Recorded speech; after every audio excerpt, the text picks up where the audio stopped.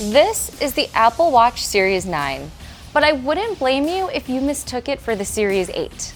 That's because the Series 9's biggest changes are invisible. That includes double tap, a new gesture for performing certain actions by tapping your thumb and index finger together. Siri is also getting a speed boost now that it can process certain requests on the device itself instead of relying on the internet. That means you'll also be able to ask Siri health-related questions, which should make it easier to sift through all of the data your Apple Watch collects. And the new ultra-wideband chip inside the Series 9 makes it easier to find your phone with your watch. These changes are intended to make the Apple Watch easier to use. That's critical for a smartwatch because every extra tap and swipe on a screen that small can feel like a burden. The Apple Watch Series 9 also doesn't have everything on my wish list.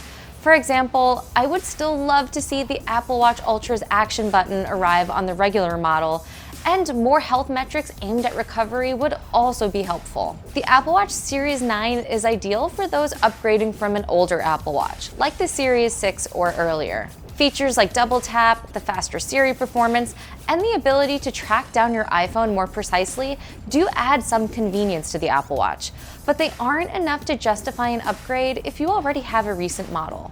Apple rarely adds new gestures to the Apple Watch, so I was excited to try double tap. I got to preview the feature on a separate Apple Watch that was running an early software build.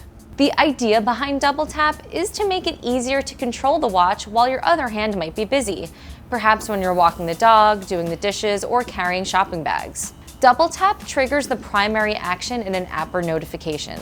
This means you can dismiss a notification, pause Spotify, or start and stop your timer without having to tap your watch. Performing a double tap from the watch face will pull up your widgets. I've been using this most often to quickly dismiss notifications. So this works as soon as I lift my arm up and the display wakes. That's when double tap is usually most responsive. So right now I'm just scrolling through my list of widgets.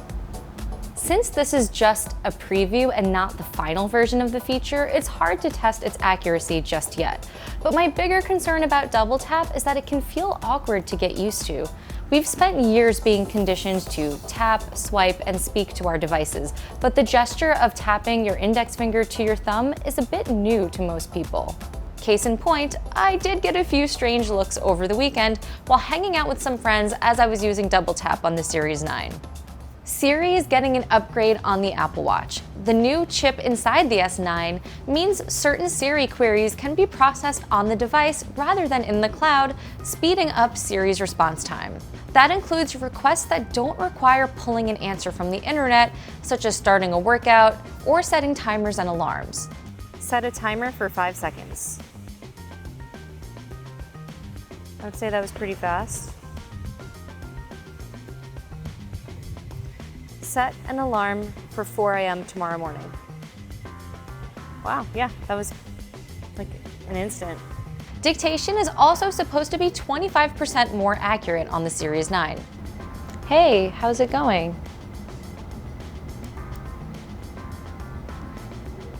So I just sent a text message without even touching my watch. I've noticed these improvements in my day-to-day use so far. I frequently use Siri to set 30-second timers when stretching before a workout, and Siri was able to understand my request much faster than before. Sometimes when I'm using an older Apple Watch like the Series 8 or the Series 6, I have to repeat myself before Siri understands me. Siri will also soon be able to answer health-related questions now that it can process requests on the device instead of in the cloud. You'll be able to ask your watch questions like how much sleep did I get last night, what's my average walking heart rate, and other similar requests. However, since this isn't launching until later this year, I wasn't able to try it. But this might be the update I'm most excited about in the Series 9, and there are 2 reasons why.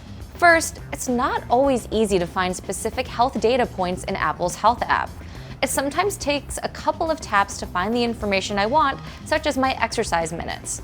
So, being able to ask Siri could make things a lot faster and more convenient. And second, I'm glad to see Siri playing a bigger role in the Apple Watch. On a device like the watch that's small and not ideal for long interactions, there's a big opportunity for Siri to shine.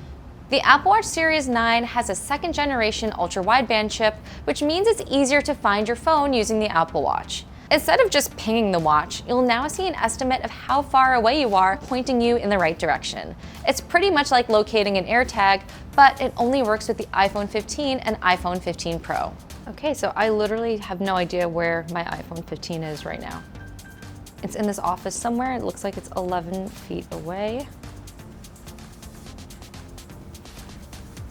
So I'm getting warmer, apparently. 5. Closer.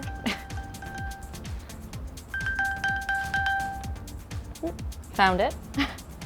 To be fair, the audible chime that your iPhone plays when pinging it from the watch played a big role in helping me find its exact location. But being able to see an estimate of how many feet away I am from my phone also gave me further confidence that I was in the right spot.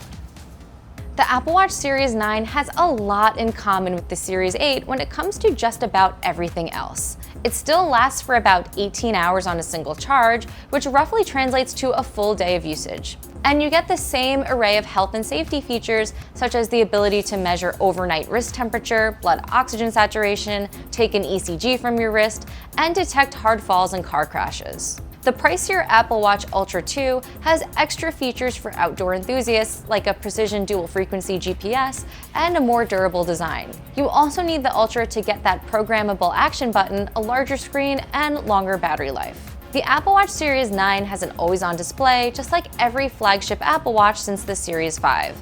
But Apple also increased the Apple Watch's display brightness this year, making the Series 9 twice as bright as the Series 8. Overall, the Apple Watch Series 9 feels like a minor upgrade over the Series 8. It's only worth upgrading if you have an older watch like the Series 6 or earlier. While it's interesting to see Apple improving the way you interact with the watch through double tap and a faster Siri, these features alone don't justify an upgrade for most people. But if you're coming from a watch like the Series 6, the culmination of the Apple Watch's changes over the past few years will feel significant. Not only are you getting what's new with the Series 9, but you'll be getting faster general performance, a larger screen with a keyboard, a temperature sensor, car crash detection, and more internal storage. The Series 9 is a step in the right direction for the Apple Watch, albeit a minor one. But I am looking forward to seeing how useful Siri is when it comes to more easily accessing health metrics. So, what do you think of the Apple Watch Series 9? Let me know in the comments.